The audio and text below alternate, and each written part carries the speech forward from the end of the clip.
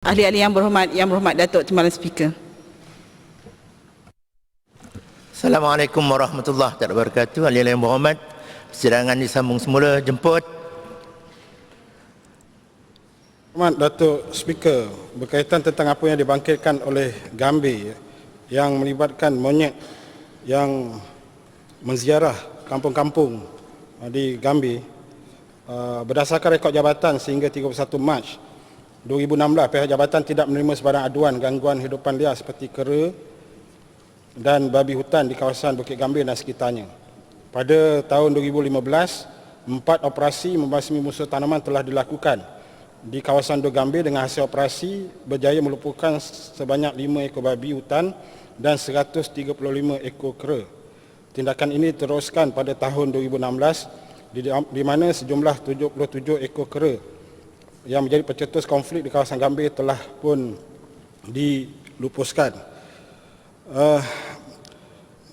Yang berhormat Datuk Speaker, Gambir tak ada.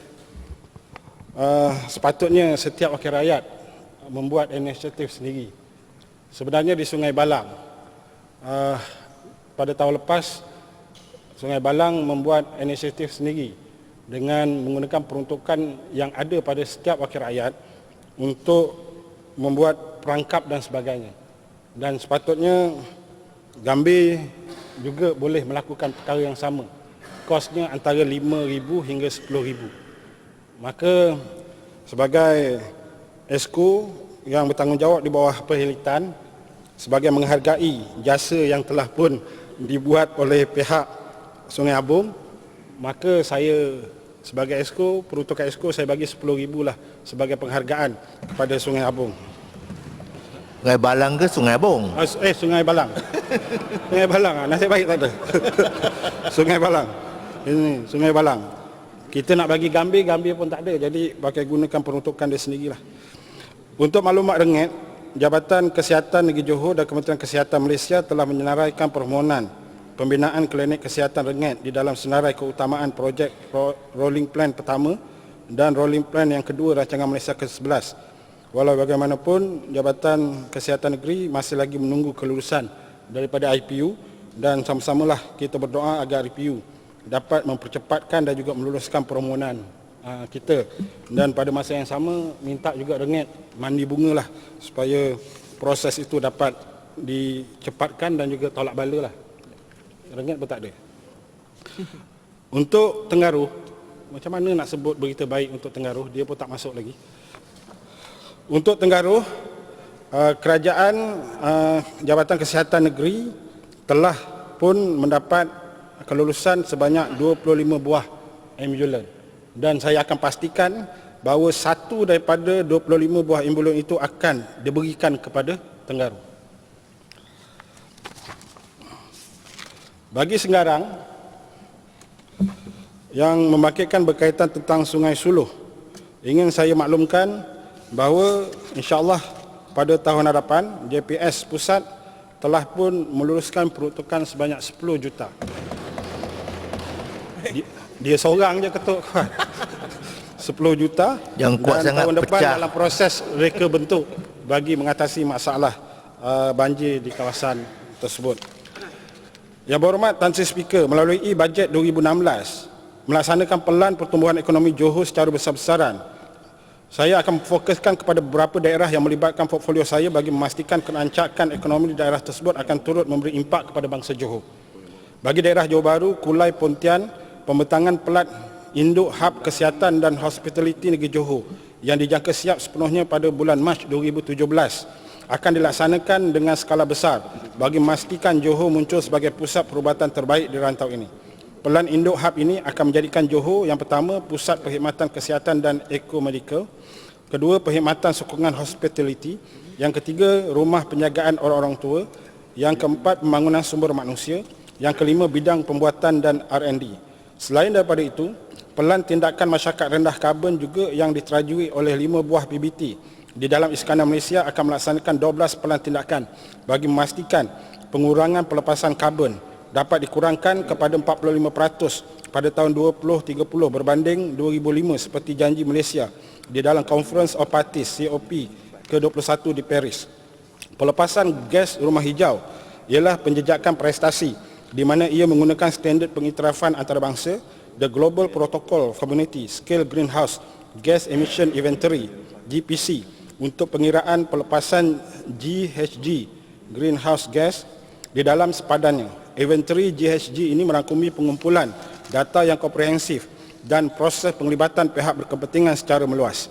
Inventory ini telah membuat pengiraan pelepasan GHG dan telah mengenal pasti sejumlah 15.47 juta tan karbon dioksida setara untuk tahun 2015. 66% daripada jumlah pelepasan adalah daripada sektor tenaga stationary energy, 29% daripada sektor pengangkutan dan 5% daripada sektor sisa buangan. Intensiti pelepasan GHG dalam keluaran dalam negara kasar pada tahun 2015 adalah 0.27 kilotan karbon dioksida bagi setiap juta ringgit Malaysia, iaitu 7% pengurangan jika dibandingkan dengan intensiti pelepasan GHG tahun 2010, iaitu 0.29 kilotan karbon dioksida bagi setiap juta ringgit Malaysia. Bagi daerah Kota Tinggi, Tangkak, Keluang, Mersing, saya akan memberikan tumpuan terutamanya sedaya upaya mengenai pembinaan Pusat Senturi Gajah Johor yang dari segi ini dalam proses kerja ukur pelan binaan dan infrastruktur telah pun disiapkan dan selalu dibangkitkan oleh SEDLI, dan Jabatan Pengeran Saliran Malaysia akan melakukan tender pembinaan pada bulan Disember 2016. InsyaAllah jika siap sepenuhnya, Pusat Senturi Gajah ini mampu untuk mengurangkan konflik gajah manusia selain menjadi daya tarikan ekopelancongan di negeri Johor pada masa akan datang. Selain daripada itu, Dugong di Pulau Sibu telah siap sepenuhnya dan telah menjadi daya tarikan pelancongan, dan insyaAllah jika diizinkan maka pewartaan kawasan perairan Senturi Dugong dapat dilaksanakan pada bulan Jun 2017. Di bawah prasarana terbaik untuk semua air pengurusan banjir, di dalam bajet 2016, Kerajaan Negeri Johor telah memberi peruntukan bagi menyiapkan kajian pelan tindakan banjir Negeri Johor untuk menangani masalah banjir di Negeri Johor.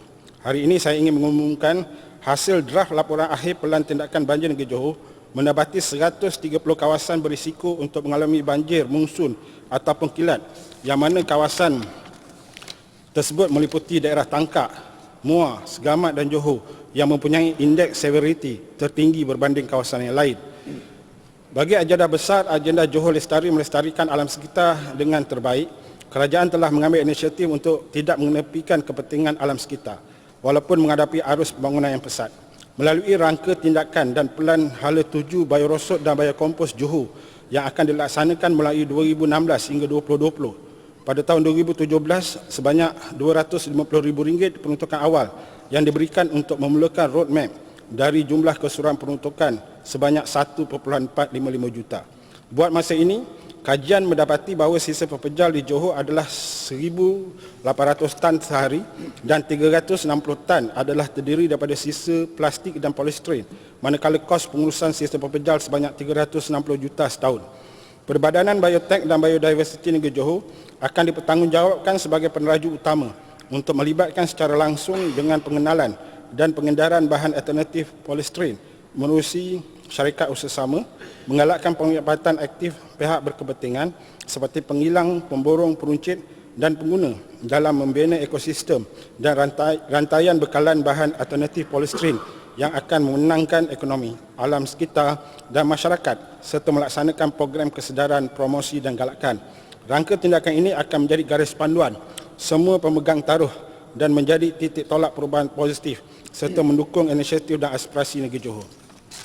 Mengisafi hakikat dan memusahkan matlamat, Kerajaan Negeri Johor akan memperkenalkan program Community in River yang akan menumpukan aspek kesukarelaan gaya baru mendidik dan membimbing masyarakat mengenai kepentingan air yang bersih. JPS Johor akan bersama Majlis Belia Negeri Johor yang mempunyai 22 badan gabungan di seluruh Negeri Johor mempunyai aspirasi nyala rasa generasi anak muda muafakat ataupun NGAM akan menggerakkan lebih 1,500 penduduk yang tinggal di sekitar sungai serta 50 industri dan sekolah. Kita juga akan memastikan kerjasama Jabatan Alam Sekitar, Pejabat Tanah Daerah, Jabatan Pendidikan Negeri dan pihak berkuasa tempatan ke arah merealisasikan pemikiran dan minda masyarakat kelas pertama kepada bangsa Johor secara keseluruhan. Perbadanan Taman Negara adalah jasi kerajaan negeri yang diberi kuasa untuk menjaga dan menguruskan semua taman negara yang menjadi milik negeri. Menepani cabaran dan keberlangsungan kepesatan ekonomi, Bebanan Taman Negara masih lagi mampu memberikan perkhidmatan terbaik untuk semua usaha pemeliharaan dan pemeliharaan flora dan fauna warisan generasi akan datang, supaya ia lebih terjamin dan kekal menjadi hadiah yang tidak mampu dinilai dengan apa-apa jua ukuran. Sebagai perbandingan, Taman Negara di negeri Johor amat jarang menghadapi masalah pencerobohan, masalah penyakit tikus, masalah kesan negatif alam sekitar kerana komitmen dan azam seluruh warga kerja Taman Negara yang meletakkan kepentingan alam sekitar lebih dari segala. Pada tahun hadapan, setelah melalui proses ekspedisi, penyelidikan, kajian pelan pengurusan dan ukur halus, pewartaan Taman Negara yang baru di kawasan Bukit Tukau, Bukit Belading dan Rebang Kambing seperti yang diumumkan oleh Yang Amat Berhormat Menteri Besar dalam bajet di dalam daerah Tangkak adalah penambahan sebuah lagi Taman Negara negeri Johor. Begitu istimewanya kerana di kawasan tersebut ada satu tumbuhan yang satu-satunya tumbuhan purba yang masih kekal, iaitu Cyprus cantifolia ataupun pakis berlagu. Jika tahun lalu Kampung Kuala Masai, Kampung Pasir Gudang dan Kampung Bahagia Felai Andak diberikan peruntukan untuk menjadikan masyarakat rendah karbon, mulai tahun hadapan melalui kumpulan wang projek sosial, kita akan memperluaskan lagi beberapa program seperti Partnership for Interdisciplinary Studies of Shoreline Ecosystem atau pesisir di Mukim Tanjung Kupang dan kawasan Gelang Patah, kajian kebolehupayaan koridor menghubungkan Sungai Pulai dan Tanjung Piai, tabung amanah alam sekitar untuk Iskandar Malaysia dan memperkasakan berm, kasbi dan gaya di peringkat Iskandar Malaysia. Agenda prihatin program kesedaran. Di dalam menempani kepesatan pembangunan ekonomi negeri Johor, ada beberapa perkara yang boleh menjadi penghalang kepada proses kemajuan tersebut. Salah satunya adalah berkaitan tentang penyalahgunaan dadah.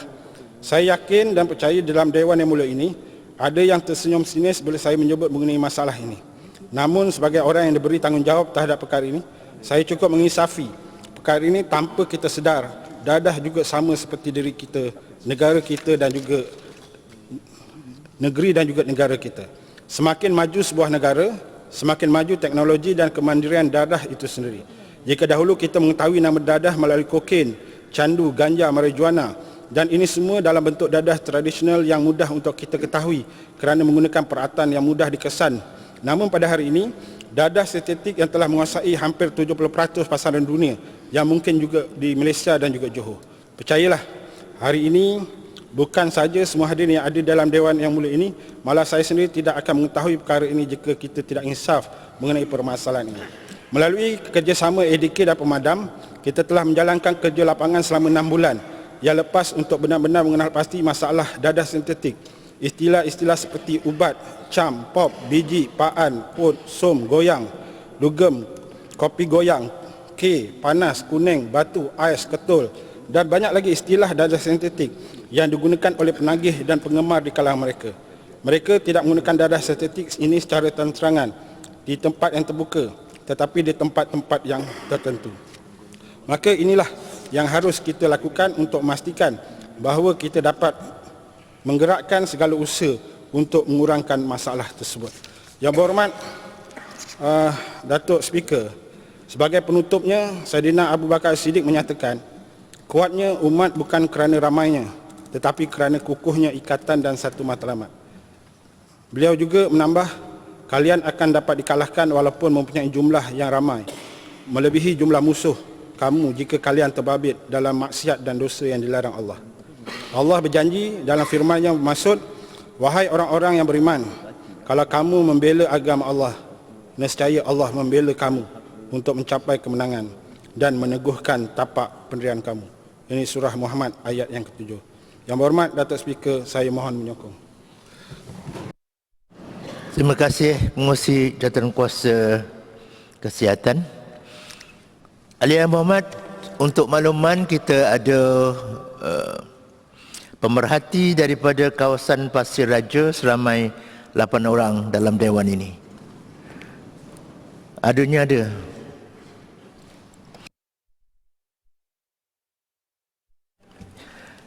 Persidangan kita teruskan, jemput Pengerusi Jawatankuasa Belia dan Sukan. Harap diringkaskan. Bismillahirrahmanirrahim. Assalamualaikum warahmatullahi wabarakatuh. Salam sejahtera dan salam muafakat Johor. Yang berhormat Datuk Speaker, Terlebih dahulu saya ingin mengucapkan setinggi-tinggi penghargaan dan terima kasih kerana diberi ruang untuk bersama-sama mengambil bahagian dalam sesi penggulungan perbahasan persidangan Dewan Negeri Johor di Dewan Yang Mulia ini. Saya ingin ambil masa yang seberapa ringkaslah kerana tadi sahabat saya ingat lebih 1 jam. Jadi tahniah, pertama sekali saya ingin mengucapkan tahniah dan syabas kepada Yang Amat Berhormat Menteri Besar Johor yang telah mentangkan bajet Negeri Johor tahun 2017 dengan penuh yakin, tenang dan juga cukup lancar. 2 jam setengah yang cukup syarat dengan agenda membantu rakyat. Yang Amat Berhormat Menteri Besar telah menyentuh pelbagai aspek segenap keperluan kehidupan masyarakat bagi maju ke arah sebuah negara maju yang seimbang. Dan yang paling membanggakan, Yang Amat Berhormat Datuk Menteri Besar sentiasa memberi penekanan kepada soal pembangunan belia, sukan, kebudayaan dan juga warisan. Maka saya tidak berasa hairan kerana bajet ini telah mendapat sambutan yang baik daripada segenap lapisan masyarakat. Kalau kita lihat dalam akhbar utama, termasuk dalam media sosial, dan yang paling saya rasa terharu bila mendapat penghargaan daripada rakan-rakan Barisan Pembangkang sendiri. Selagi kita manusia, kita tidak mampu untuk terus menjadi sempurna, sudah pasti akan ada cacat celanya. Tetapi dengan usaha yang baik berterusan sebegini, saya percaya sokongan dan keyakinan rakyat akan terus utuh kepada Kerajaan Barisan Nasional di negeri Johor. Terima kasih Yang Amat Berhormat Menteri Besar atas kepercayaan kepada portfolio saya untuk terus menyumbang bakti demi kesejahteraan rakyat dengan membentukkan RM32.16 juta untuk sektor sukan, RM4.46 juta untuk belia di bawah Johor Tabung Johor Prihatin, RM7.95 juta untuk program pembangunan, pemeliharaan dan promosi warisan dan juga budaya, serta diteruskan peruntukan sebanyak RM2 juta melalui Perbadanan Islam Johor bagi membela usahawan belia Islam. Pohon cemara dahannya rendang, tumpang berteduh si anak dara. Bajet Johor inklusif dan seimbang, maju negeri rakyat sejahtera. Yang Berhormat Datuk Speaker, 6 soalan lisan dan 5 soalan bertulis di bawah portfolio belia, sukan, kebudayaan dan warisan telah saya terima untuk sesi perbahasan pada kali ini. Tinggal satu saja yang masih saya belum jawab. InsyaAllah kalau ada kesempatan pada hari Ahad lah, saya akan menjawab soalan tersebut. Saya ingin mengucapkan terima kasih kepada semua yang bertanya dan saya tidak akan mengampakan ahli-ahli yang berhormat semua. Soalan yang tidak sempat jawab secara lisan dalam Dewan Yang Mulia ini, saya telah sertakan jawapan secara bertulis seperti yang telah dikendaki. Memang tidak banyak yang disentuh berkenaan portfolio saya. InsyaAllah pengundangan kali ini saya cuba seberapa ringkas bagi memberi laluan kepada rakan-rakan yang lain yang memerlukan masa yang mungkin lebih panjang daripada saya. Yang Berhormat Datuk Speaker, saya amat tertarik dengan perbahasan oleh Yang Berhormat Adun Lengit yang membacakan satu persatu setiap bait-bait dalam lagu Muafakat Johor. Lengkap dari awal hingga akhir, lengkap menyatakan jumlah perkataan Muafakat Johor yang disebut 10 kali katanya. Itulah keistimewaan kita di Johor, di bawah kepimpinan Yang Amat Berhormat Menteri Besar Johor. Kita bina jati diri dengan pelbagai cara, melalui pendidikan, aktiviti kemasyarakatan, sukan dan seni budaya. Lagu Muafakat Johor contohnya merupakan salah satu kaedah atau cara kita di Johor ini dalam memberi kepahaman berkenaan agenda yang dilaksanakan oleh Kerajaan Negeri Johor seterusnya meningkatkan jati diri di kalangan anak-anak muda. Alhamdulillah, bukan saja generasi muda saja yang tertarik dengan singkatan dan irama lagu ini, tetapi generasi lama juga turut tertarik sama. Sebab itu hari ini kita perlu berani untuk melakukan sesuatu yang lebih kreatif dan cara dengan pelbagai usaha mendekati generasi muda untuk mengajak mereka bersama-sama untuk memajukan negeri Johor. Yang Berhormat Datuk Speaker, antara yang telah dilaksanakan iaitu program yang mendapat impak yang cukup besar, iaitu Anugerah Lagu Johor, yang mana mungkin rakan-rakan ahli yang berhormat ada menyaksikan sendiri, telah disiarkan secara langsung melalui Astroria. Program yang memberi ruang kepada anak muda untuk berkarya, mencipta lagu patriotik dengan melodi yang segar seiring tren masa kini. Johor merupakan satu-satunya negeri di dalam Malaysia yang melaksanakan program sebegini. Oleh itu, saya mengharapkan kerjasama daripada ahli-ahli yang berhormat semua untuk memperdengarkan lagu-lagu ini dalam program-program yang dijalankan. InsyaAllah pihak Yayasan Warisan Johor akan sentiasa memberi kerjasama kepada rakan-rakan ahli yang berhormat sekalian.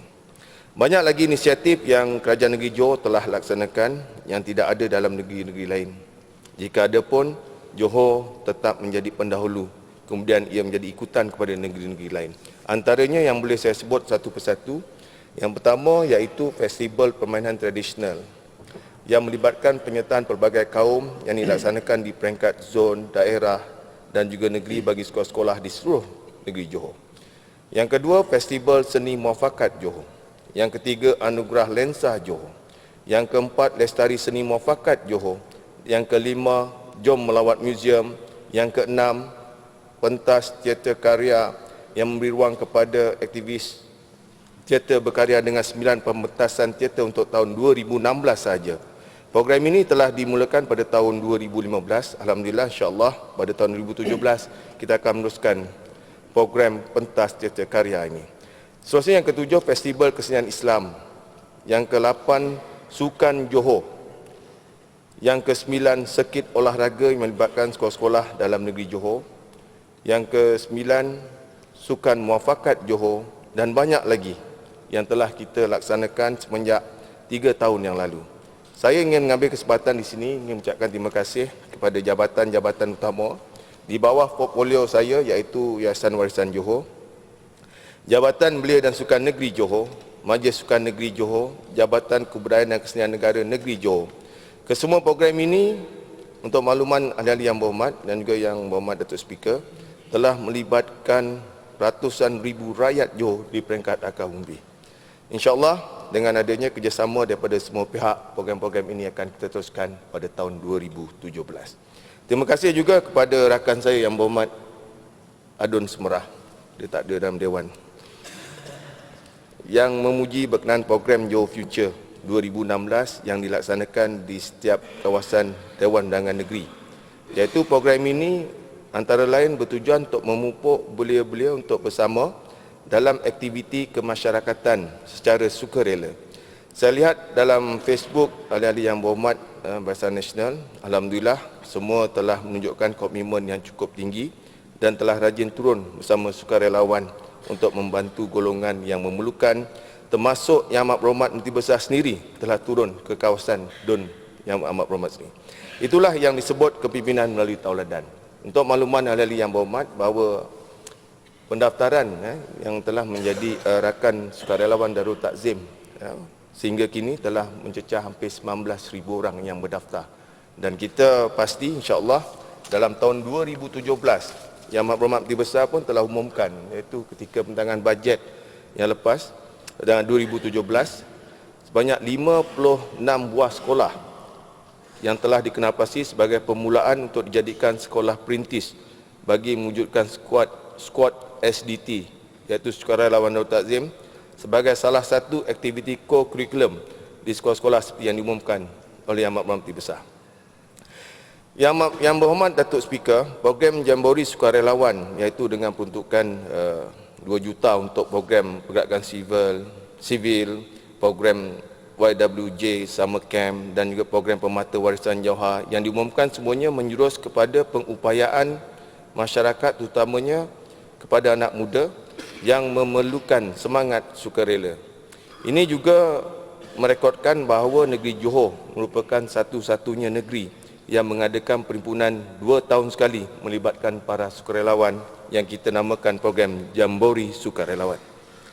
Yang berhormat Datuk Speaker, sifat kesukarelawanan ini perlu dipupuk lebih awal, iaitu semenjak di bangku sekolah lagi, agar apabila mereka tidak lagi bersekolah, mereka mempunyai kesedaran yang tinggi kepada masyarakat, melaksanakan tanggungjawab membantu masyarakat, bekerjasama dan bergaul dengan masyarakat.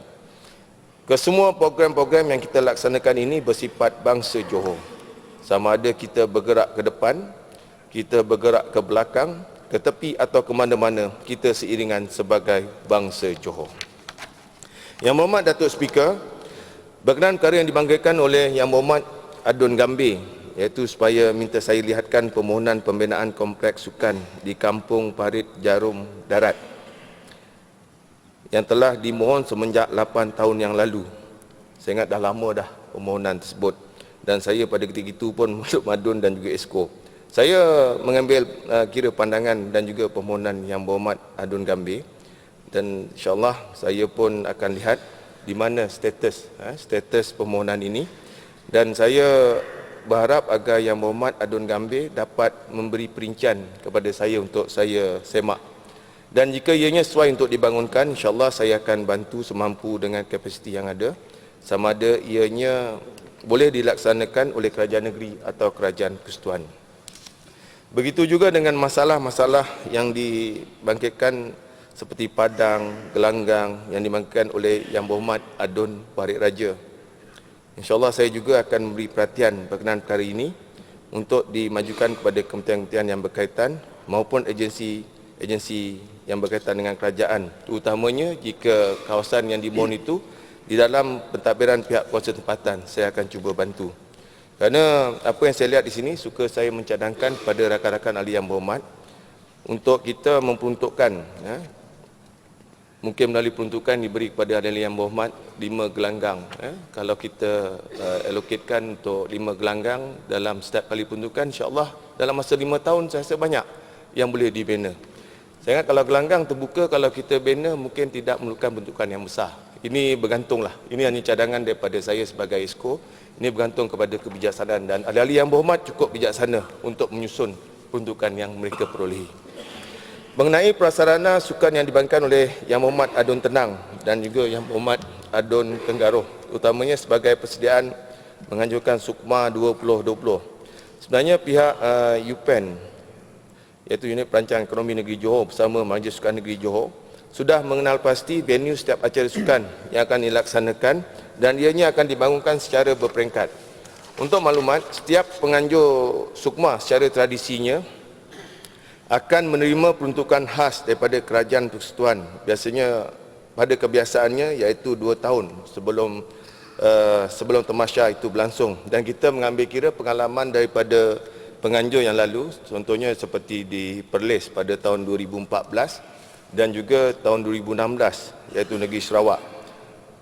Namun begitu, kita tidak boleh sentiasa menunggu dan terlalu berharap. Sebaliknya, kita juga mempunyai cara kita sendiri untuk menyiapkan setiap prasarana yang diperlukan. Kerana setiap penganjuran kejohanan sukma merupakan maruah kepada Kerajaan Barisan Nasional pada hari ini. Antaranya seperti yang telah diumumkan oleh Yang Amat Berhormat Menteri Besar, iaitu pembinaan kompleks sukan Lee Chong Wei yang bernilai 100 juta untuk sukan badminton, dan juga Stadium Sport City di Mount Austin bernilai 89 juta yang akan dijadikan sebagai stadium utama untuk acara perasmian, penutupan serta tempat berlangsungnya acara padang dan juga balapan. Saya juga tidak ketinggalan untuk mengucapkan terima kasih kepada Yang Berhormat Adun Setulang yang mengingatkan berkenaan stadium tertutup bernilai 60 juta yang masih belum disiapkan. Sebenarnya stadium tertutup ini adalah sebahagian daripada komponen yang terdapat dalam projek pembangunan Larkin Arena, iaitu selain daripada menaik taraf stadium bola sepak, menaik taraf pusat akuatik MBJB yang dilaksanakan secara penswastaan oleh Johor Corporation. InsyaAllah jika tiada arah melintang pada 5 hari bulan 12 ini akan dilancarkan oleh Yang Amat Berhormat Perdana Menteri. Yang Berhormat Datuk Speaker, kita semua telah maklum bahawa stadium bola sepak iaitu Stadium Tan Sri Dato' Haji Hassan Yunus di Larkin telah siap dinaik taraf dan kini telah menjadi kebanggaan kepada bangsa Johor dan juga peminat pasukan bola sepak JDT. Kolam renang MBJB juga pula sudah ditutup kepada kegunaan awam kerana kerja-kerja naik taraf sedang berlangsung. Komponen terakhir iaitu stadium tertutup pula akan dilaksanakan dalam masa terdekat, yang mana pelancarannya akan dilaksanakan seperti saya dimaklumkan tadi oleh Yang Amat Berhormat Perdana Menteri. Ini menunjukkan bahawa Kerajaan Negeri Johor pada hari ini tidak retorik. Kita akan laksanakan apa yang dikata. Yang Amat Berhormat Menteri Besar telah umumkan dan ia akan bergerak seperti yang dirancang, dan kita sama-sama doa insya-Allah sebelum berlangsungnya Sukma 2020 apa yang kita rancang akan menjadi kenyataan. Pembangunan prasarana ini disokong pula dengan pengisian melalui suntikan dana RM505,000 bagi tujuan mencongkel dan bangunkan bakat atlet muda di samping program Johor Gemilang 2020 yang telah diumumkan oleh Yang Amat Berhormat Menteri Besar. Saya optimis inisiatif ini akan membantu Majlis Sukan Negeri Johor serta Persatuan Sukan Negeri untuk memperbaiki kelemahan yang ada dan menjadi pencabar terkuat dalam tamasya Sukma 2020 yang diharapkan oleh Yang Berhormat Adun Tenang dan juga Yang Berhormat Adun Tenggaro. Berkenaan sukan pemotoran dan ekstrim, sebenarnya Lita Pagoh telah siap dibina pada 3 hari bulan Julai tahun 2016. Kini nama barunya iaitu Tangkak Racing Track dan sekarang dalam proses penyerahan daripada Jabatan Kejeraya kepada Kementerian Belia dan Sukan. Komponen yang ada buat masa ini adalah Lita Go-Kart, Lita Pocket Bike, Lita Drag, Lita Motocross, bilik kuliah serta kemudahan lain untuk keselesaan pengunjung. Yang Berhormat Datuk Speaker, seperti yang saya janjikan sebelum saya mulakan penghulungan tadi, untuk agar saya tidak berbahas panjang, jadi perkara terakhir dalam penghulungan saya pada hari ini berkisar kepada soal identiti jati diri seperti yang disentuh oleh Yang Berhormat Adun Pasir Raja, atau dengan perkataan lain yang digunakan Johor branding atau jenama Johor. Antara yang disebutkan iaitu nasi biryani dan cara pemakaian samping. Saya tidak perlulah untuk mengulas cara pemakaian samping sama ada atas lutut, paras lutut atau bawah lutut, sebab Yang Berhormat Adun Pasir Raja sudah terangkan. Terima kasih Yang Berhormat, cuma saya ingin maklumkan bahawa Johor juga sudah mempunyai tenun Johor yang mempunyai identiti kita sendiri yang sesuai dipakai sebagai samping. Ia, untuk saya tambah sedikit, iaitu ia sebenarnya mempunyai 10 corak dan motif yang berbeza yang telah dipatenkan di bawah Perbadanan Harta Intelek Malaysia, iaitu Songket Johor Jauhar, Songket Johor Maharani, Songket Johor Medini, Songket Johor Tunku Mahkota Johor, Songket Johor Tanjung Puteri, Tenun Johor Mayang Selida, Tenun Johor Tanjung Piai dan Tenun Johor Corak Muar berbunga renek. Bengkel tenunan Johor ini terletak di Kompleks Warisan Sultan Abu Bakar yang dulu kita kenali sebagai Kompleks Mawar, dan sekarang sedang dipersiapkan Galeri Tenun Johor di bawah tanggungjawab Yayasan Warisan Johor. Bangunannya pun telah siap, sekarang dalam proses untuk menyiapkan hiasan dalaman dan pengisiannya saja. Saya sentiasa terbukalah untuk mengundang ahli-ahli Yang Berhormat untuk bersama-sama lah boleh untuk hadir dan melawat ke Kompleks Warisan Sultan Abu Bakar. Mahal tak kain tenun tu? Harga yang kita tetapkan pada peringkat awal ni dalam anggaran 1,500 hingga 2,500. Tapi itu belum, masih kita masih dalam proses untuk penilaian. InsyaAllah kalau jika kita lihat daripada pasaran tempatan, mungkin harga tu tinggi dan kita mungkin beri pertimbangan lah untuk kita turunkan harga, insyaAllah. Itu pun setelah kita akan bawa dalam Mesyuarat Kerajaan Negeri Johor. Dan kalau Yang Berhormat Datuk Speaker lihat dalam program-program kebelakangan ini, sebenarnya Songket Tenun Johor ni kita telah gunakan sebagai cenderati kepada pembesar-pembesar negara yang datang ke negeri Johor. Yang Berhormat Datuk Speaker, Yayasan Warisan Johor juga dalam proses mempatenkan baju kurung teluk belanga dan baju kurung cekak sejari sebagai busana warisan negeri Johor. Mengenai makanan pula, Yayasan Warisan Johor telah mengambil inisiatif menyediakan restoran dapur warisan. Ini pun terletak dalam Kompleks Warisan Sultan Abu Bakar untuk membolehkan orang ramai mendapatkan makanan Johor serta makanan tradisi, antaranya laksa Johor, asam pedas Johor. Kalau orang Jawa satu lagi panggil nasi ambeng, mungkin Datuk Speaker tahulah, biryani, ulam-ulaman dan sebagainya. Ini semua kita boleh dapat makanan ini kita boleh perolehi di dapur warisan yang terletak di Kompleks Warisan Sultan Abu Bakar.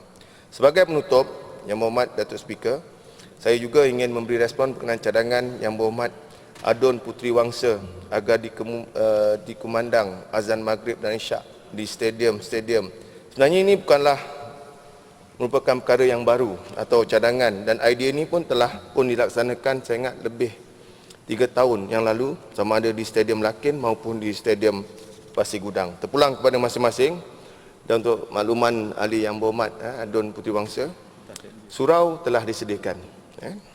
Tinggal kita sendiri yang tahu untuk tanggungjawab kita pada Allah Subhanahu Wa Taala. Saya sebagai Esko dan juga mungkin Presiden PBNJ pun ada, kita selama-lemah iman. Kita daripada perbuatan, daripada kita percakapan, inilah dalam hati saja. Apa yang kita sediakan untuk kegunaan Muslim tu dah ada. sama ada perlu atau tidak, tanggungjawabnya macam mana kita nak menunaikan tanggungjawab kita pada Allah Subhanahu Wa Taala, insya-Allah. Yang penting al-haqqu min rabbika fala takum minal mumtarin. Kebenaran itu daripada Tuhan dan kita jangan ragu-ragu, insya-Allah. Kerana kita jangan baca soal hati, siapa dia, hati siapa. Kerana kalau kita hanya menilai seseorang itu daripada mata kasar kita, mungkin akan melihat kepada keburukan semua orang. Jadi insya-Allah dengan pandangan daripada ahli yang berhormat Puteri Wangsa, insya-Allah kita akan sentiasa kita melihat bahawa keperluan yang ada kepada kaum muslim yang menonton bola, insya-Allah. Yang berhormat Datuk Speaker, begitu juga dengan kita semua sebagai seorang pemimpin yang telah dipilih oleh rakyat. Ini merupakan ibadah, amanah dan tanggungjawab. Kita punya pilihan sama ada kita mahu terus berbakti kepada rakyat demi kesihatan rakyat ataupun kita hanya mengambil jalan mudah untuk terus-menerus mencari salah dan menyalahkan pihak yang lain. Kami telah berusaha yang terbaik. Dan juga di bawah kepimpinan Yang Amat Berhormat Menteri Besar Johor, kita sentiasa melakukan yang terbaik untuk rakyat. Daripada soal belia, sukan, kebudayaan dan warisan. Dan akhirnya apa yang kita lakukan kita serah kepada Tadi Allah. nampak dah nak landing. Dah nak landing kan ni? Nak Dah nak habis dah. Tapi pasal Ustaz Mutalib tadi mengganggu saya punya tempo ucapan. Kau portfolio ke? Akhirnya kita serah pada Allah Subhanahu Wa Taala, insya-Allah. Jadi Yang Berhormat Datuk Speaker, demikianlah tadi penyelesaian saya kepada perkara-perkara yang dibangkitkan oleh ahli Dewan Negeri di Dewan Yang Mulia ini sepanjang segmen perbahasan. Saya mohon maaf sekiranya ada perkara-perkara yang mungkin saya terlepas pandang. Terima kasih atas pandangan kawan-kawan rakan-rakan daripada barisan pembangkang dan juga barisan rakan-rakan daripada kerajaan yang memberi sokongan selama ini kepada saya sebagai Esko Belia Sukan dan Warisan. InsyaAllah saya akan melakukan yang terbaik. Sekian. Wassalamualaikum warahmatullahi wabarakatuh. Yang Berhormat Datuk Speaker, saya mohon menyokong. Terima kasih. Kita teruskan perbahasan. Sila pengurusi Jabatan Kuasa Pertanian. Sekejap je. Bismillahirrahmanirrahim. Assalamualaikum warahmatullahi wabarakatuh. Salam sejahtera, salam muafakat Johor. Terima kasih kepada Yang Berhormat Datuk Speaker. Terlebih dahulu saya ingin mengucapkan setinggi penghargaan dan terima kasih kerana telah diberi ruang dan kesempatan untuk sama-sama mengambil bahagian dalam sesi penggulungan bajet 2017 Negeri Johor. Saya ingin mengambil kesempatan ini merafak sembah, merakamkan ucapan setinggi-tinggi tahniah ke atas Duli Yang Maha Mulia Sultan Johor bersempena dengan Hari Keputaan Baginda pada 22 November 2016 yang lalu. Seterusnya juga saya ingin mengucapkan tahniah kepada Yang Amat Berhormat Menteri Besar Johor di atas pembentangan bajet 2017 serta terima kasih di atas pengumuman beberapa inisiatif khusus kepada pembangunan sektor pertanian dan industri asas tani negeri Johor. Satu istilah dan idea yang mencabar bagi saya yang diungkapkan oleh Yang Amat Berhormat Menteri Besar Johor semasa pembentangan bajet 2017 ini, iaitu menjadikan Johor sebagai hub kecukupan makanan. Sebelum ini kita menjayakan Johor sebagai gedung makanan negara. Dan di bawah KPI ESCO memastikan Johor kekal sebagai pengeluar makanan utama. Melalui program yang telah dilaksanakan di dalam negeri kita, usaha-usaha berterusan dari jabatan dan agensi yang terlibat, penyertaan syarikat-syarikat swasta, JLC kerajaan serta rakyat Johor untuk menjadikan Johor sebagai hub kecukupan makanan, kita yakin boleh dicapai. Keyakinan ini berasaskan program-program yang sedang giat dijalankan di Johor seperti berikut. Pertama, projek pertanian moden di air hitam yang melibatkan keluasan lebih 9,000 ekar. Projek Biodisaru yang telah diusahakan seluas 6,900 ekar dari berbagai syarikat dan juga aktiviti. Ketiga, program Taman Kekal Pengeluaran Makanan TKPM untuk pertanian seluas 1,386 hektar dan untuk ternakan seluas 2,516 hektar. Daerah Segamat sebagai hub pertanian dan industri asas tani dan daerah Mesing sebagai hub perikanan. Kelima, pembangunan nelayan di Johor Selatan dengan penggunaan teknologi smart line untuk ternakan kupang. Keenam, program tanah terbiar, program galakkan usahawan. Ketujuh, memperkasakan pertubuhan dan koperasi yang berasaskan pertanian seperti Peruduhan Peladang Negeri Johor, Unit Peladang, IM Corp dan sebagainya. Kelapan, menjayakan program agro dan juga eko pelancongan untuk menambah nilai pendapatan pengusaha. Kesembilan, program pertanian rakyat, program peternakan rakyat dan sebagainya. 10, program khas pelaburan makanan di Kulai Jaya, Keluang dan juga Kota Tinggi, Seramat, Mesing serta Muar dengan keluasan 5,784 hektar. Ke-11, program zon tanaman makanan di Kota Tinggi, Mesing dan Muar dengan keluasan 2,346 hektar dan juga 28 PPK di Negeri Johor, PPNJ di 9 zon di Cempelak, Bukit Mambai, Kahang, Sedeli Kecil, Tenggelu, Keldang Timur, Sedeli Besar, Jamaluang dan Parit Jawa serta dengan keluasan 3,234 hektar. Yang Berhormat Datuk Speaker, alhamdulillah, hasil daripada kerja keras semua pihak, Negeri Johor telah menjadi salah satu penyumbang terbesar bagi pengeluaran tanaman makanan di Malaysia.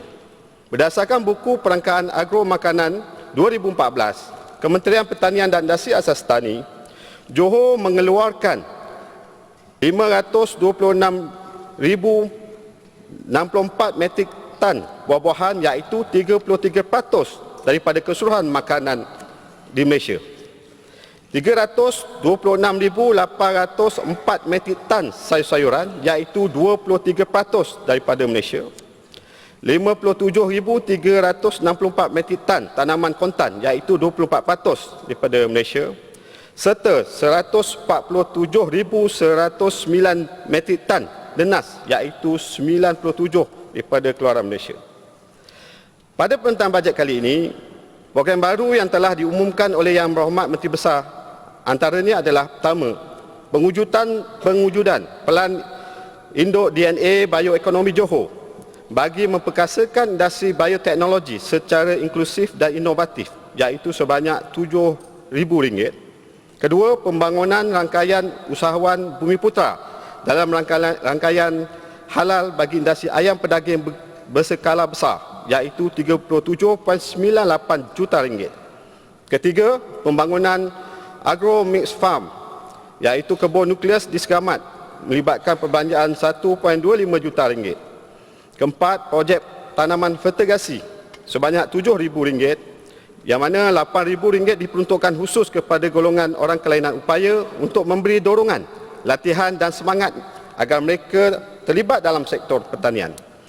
Perluasan program pertanian rakyat melibatkan 37 buah sekolah, 3 universiti, 37 taman perumahan yang melibatkan RM400,000.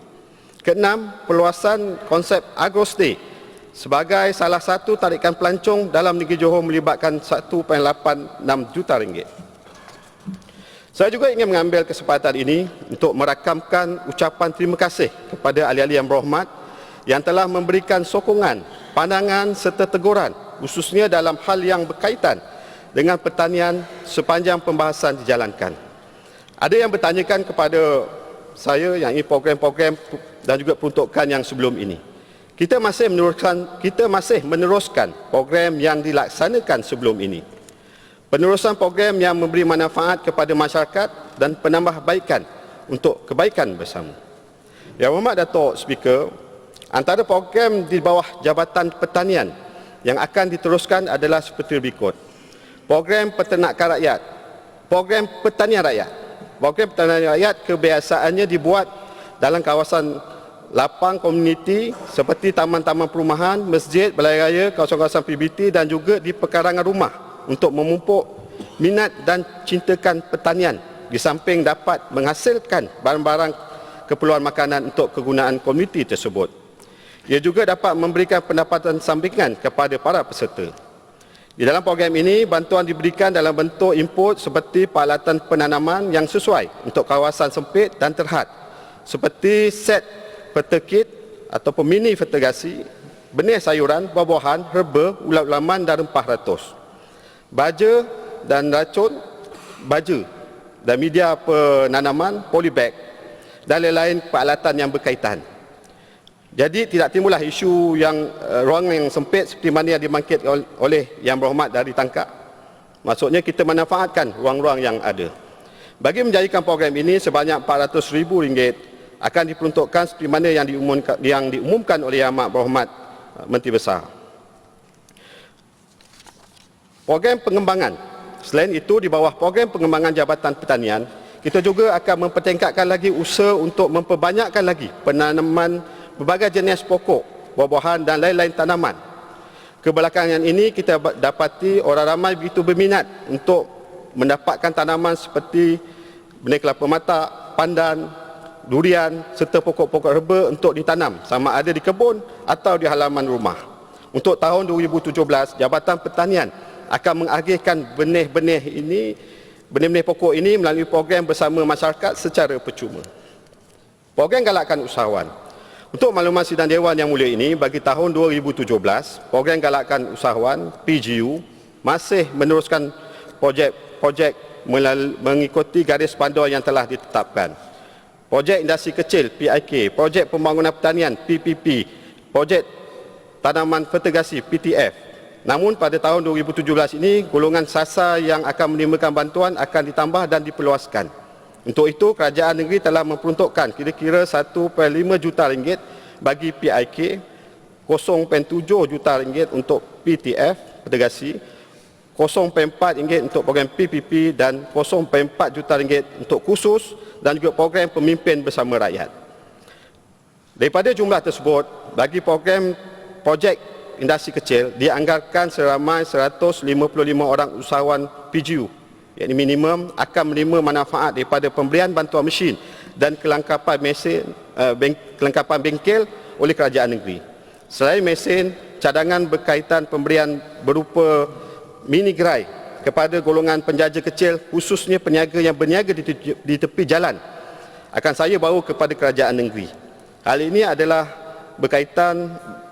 adalah berikutan. Terdapat banyak permohonan yang diajukan kepada saya, namun tidak dapat dijalankan kerana kengkangan dari segi garis panduan. Kita akan lihat balik prosedur. InsyaAllah kalau dapat kelulusan daripada MMK, kita akan cuba bantu peniaga-peniaga di tepi jalan untuk gerai mereka. Untuk program pembangunan pertanian PPP, perlu pula Urusdia menganggarkan seramai 13 orang usahawan tani akan mendapat manfaat daripada jumlah yang diperuntukkan oleh Urusdia.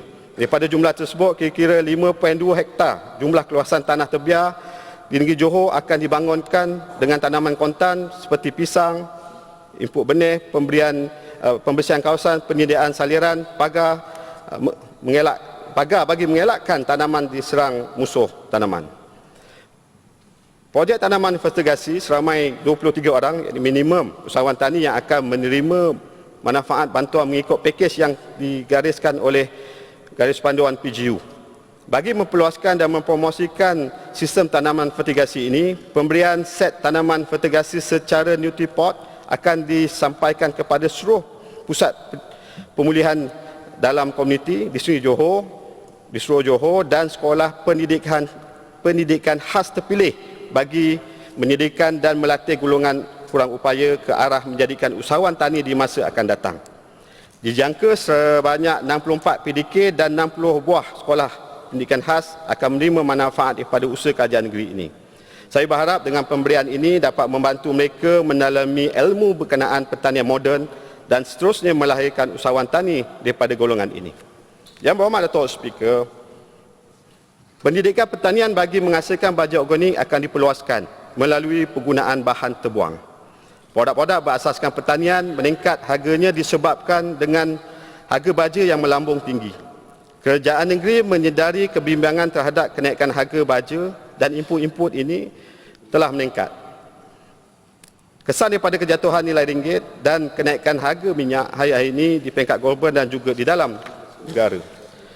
Jabatan Pertanian akan terus mempergiatkan promosi dan penyampaian maklumat mengenai teknologi efektif makroorganisma ataupun makro berfaedah kepada pekebun-kebun sedia ada yang menggunakan baja kimia beralih kepada pembangunan pertanian secara organik. Penggunaan teknologi makro merupakan salah satu aspek penting dalam mengurangkan penggunaan baja dan juga racun kimia dalam aktiviti pertanian sekaligus dapat memelihara alam sekitar pada masa kini. Yang Berhormat Datuk Speaker, program Carnival Agro Johor untuk tahun 2017, kita juga akan menganjurkan Carnival Muafakat Tani Johor di don-don yang terpilih dengan matlamat untuk mempromosikan produk-produk yang diusahakan oleh pengusaha-pengusaha IAT dan IKS, di samping untuk memberi pendedahan dan serta pengetahuan kepada orang ramai berkaitan dengan aktiviti pertanian, peternakan dan juga perikanan negeri Johor oleh jabatan-jabatan dan juga agensi yang berkenaan.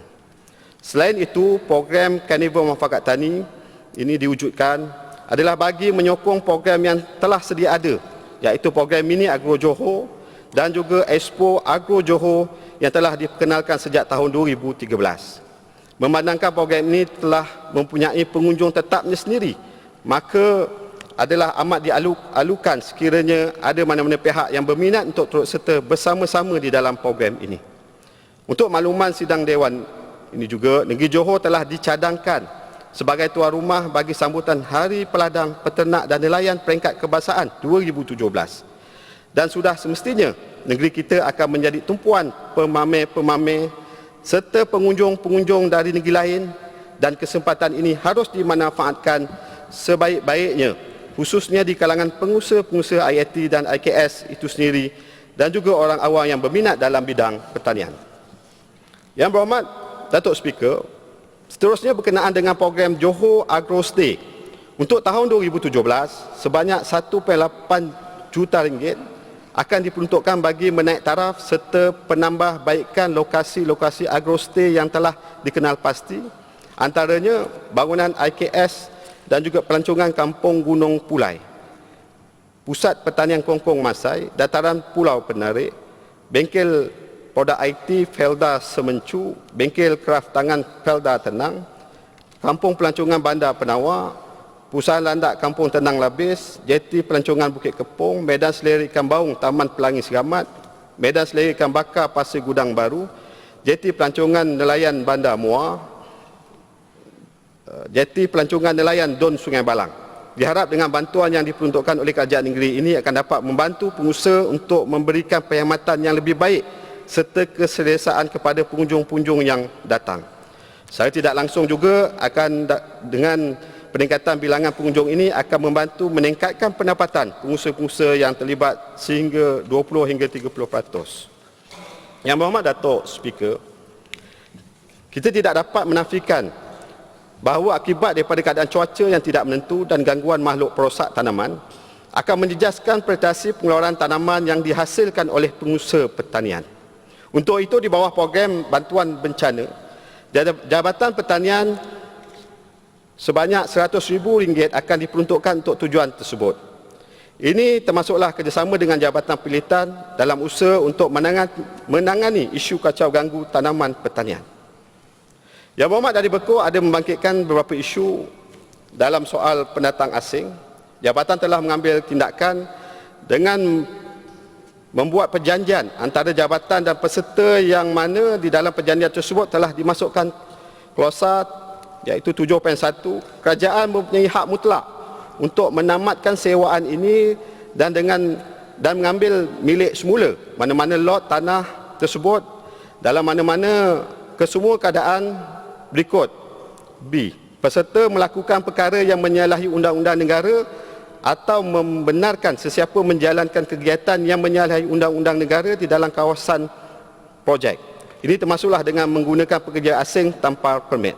Sekiranya terdapat seperti mana yang dinyatakan oleh YB Bekor, tindakan boleh dikenakan kepada peserta. Pensuturan semula TKPM Sekijang dibuat berikutan terdapat lot-lot peserta yang berhampiran dengan tebing sungai, mula terhakis dan mula mengurangkan keluasan sebenar peserta. Peserta didapati tidak berpuas hati dengan bayar yang dikenakan kerana lot mereka semakin mengecil. Sehubungan dengan itu, pengukuran semula telah dibuat dengan menggunakan juruukur berdaftar untuk mengukur semula keluasan yang boleh diusahakan oleh peserta. Selain daripada itu, struktur ini juga dibuat dengan mengambil kira teguran audit negara pada tahun 2012 yang lebih dikaitkan dengan prestasi peserta. Untuk maklumat berkenaan tanah terbiak daripada perangkat Jabatan Pertanian bukanlah tanah kerajaan. Sebaliknya, ia adalah tanah individu yang tidak diusahakan.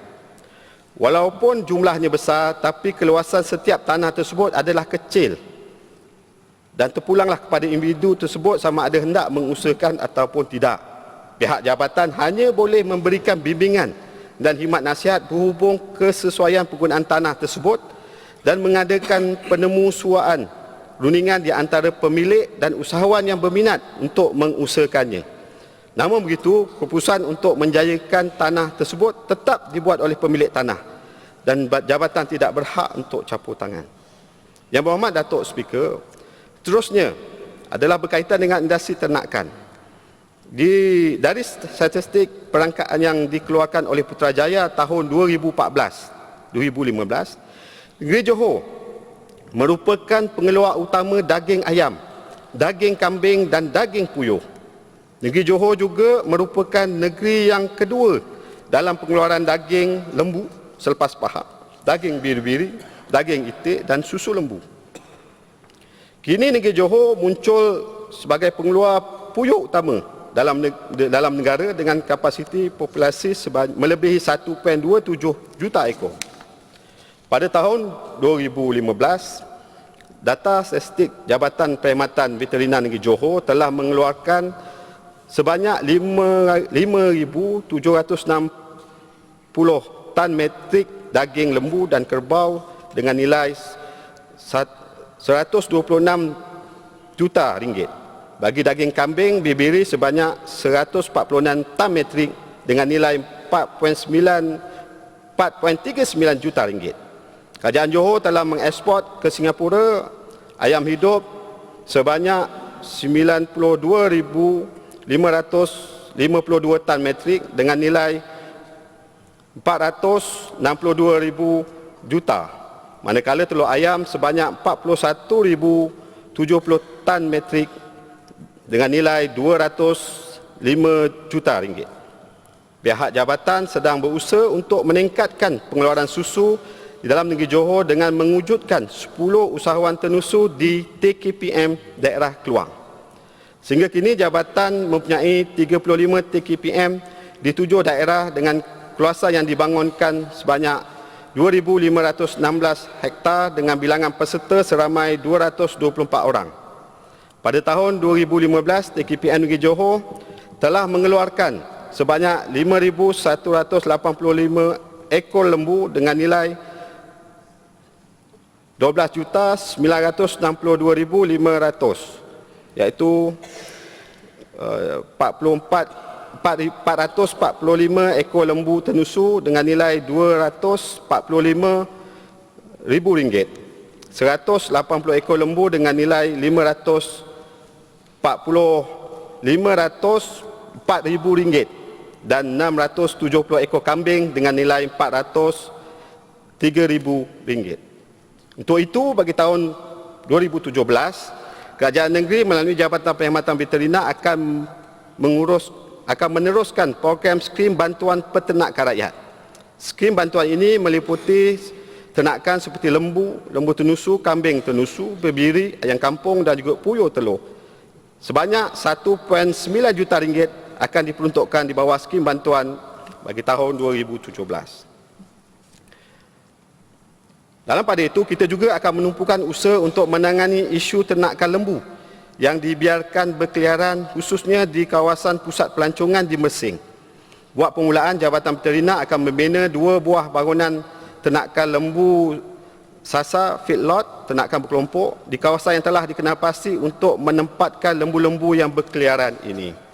Di samping itu juga, Jabatan akan mempalusi kaedah yang bersesuaian untuk menjaga kepentingan peternak yang terlibat dengan pihak anchor yang akan menguruskan lembu-lembu tersebut. Sebanyak RM5,000 diperuntukkan bagi membina pusat pengumpulan ternakan ini di daerah Mersing.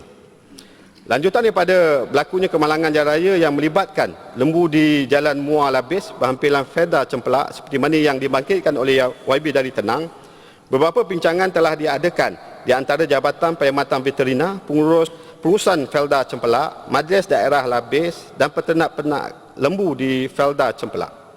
Peternak-peternak yang terlibat telah diarahkan untuk mengawal dan memasang tanda pengenalan pada lembu-lembu ternakan masing-masing serta menjual atau memindahkan ternakan yang tidak boleh dikawal. Jabatan Perkhidmatan Veterina sedang giat membantu peternak memasang tanda pengenalan pada lembu yang terdapat di kawasan Felda Cempelak bagi membantu pengurusan Felda mengatasi masalah yang berlaku di kawasan tanah selian Felda yang menggunakan undang-undang di bawah Felda. Jabatan juga bersedia untuk membantu dari segi logistik dan khidmat kepakaran mengendali lembu kepada Majlis Daerah Tangkak untuk mengambil tindakan undang-undang menggunakan undang-undang selian di bawah Majlis Daerah Labis, iaitu Undang-Undang Kecil Haiwan Merayau. Sekiranya terdapat lembu di atas jalan raya atau mana-mana kawasan di bawah Majlis Daerah Labis. Untuk maklumat yang berhormat dari Senggarang, terdapat 12 ladang inzir di kawasan Senggarang. Berkenaan dengan exit plan untuk ladang-ladang peternakan inzir, pihak Jabatan Veterina sudah meneruskan usaha. Pihak Jabatan Veterina masih meneruskan usaha serta mencari penyelesaian terhadap perkara tersebut.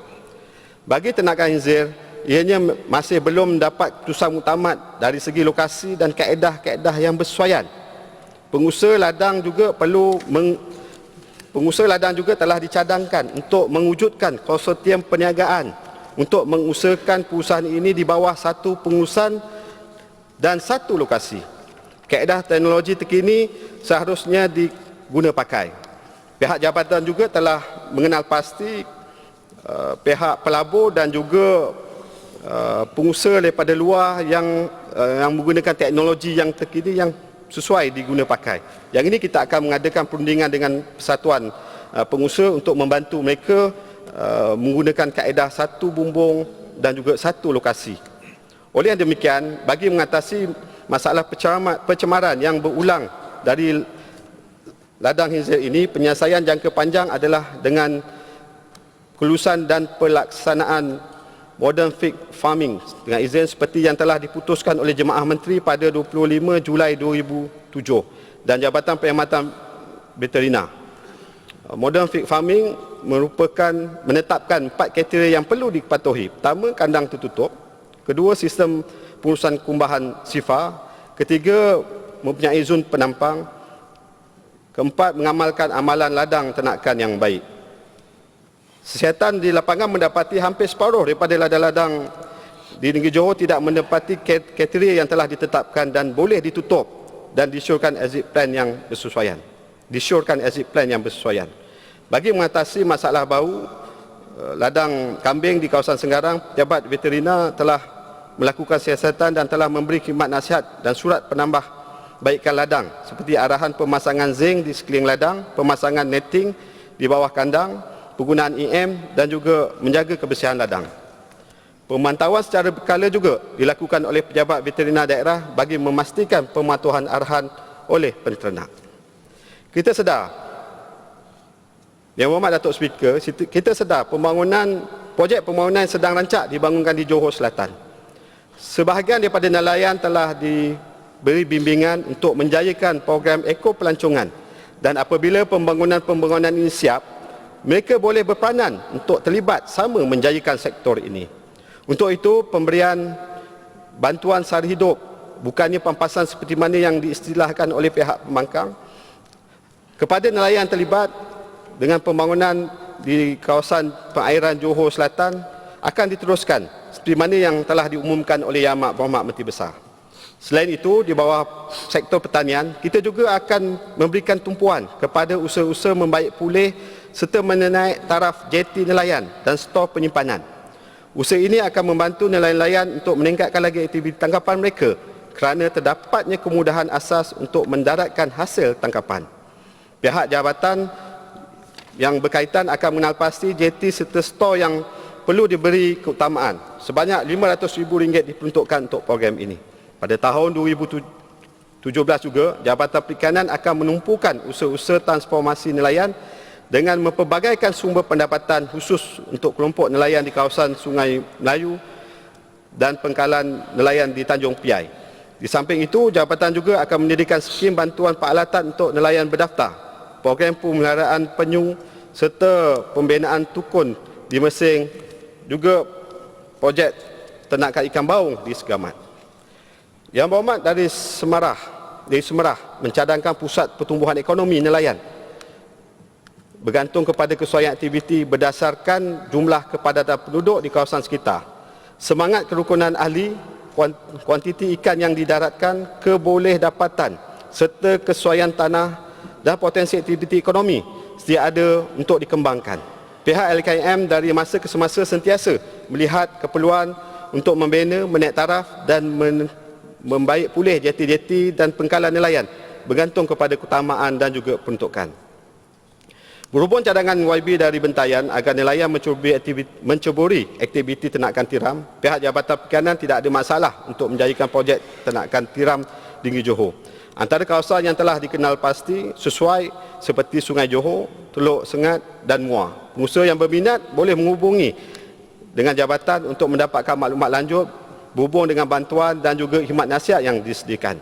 Selain itu, untuk program pemantauan keadaan dan kualiti tiram, terdapat program kesihatan awam di bawah Jabatan Perikanan Malaysia. Program di bawah kesihatan awam adalah untuk memastikan ikan aquaculture dan juga ikan tangkapan adalah bebas dari penyakit. Yang berhormat dari Bekok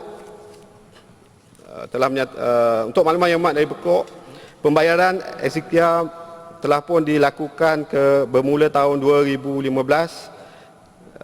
dengan jumlah penerima sebanyak 1,509 orang yang melibatkan peruntukan RM1,509,000 dengan jumlah penerima sebanyak RM1,000 wang saraan.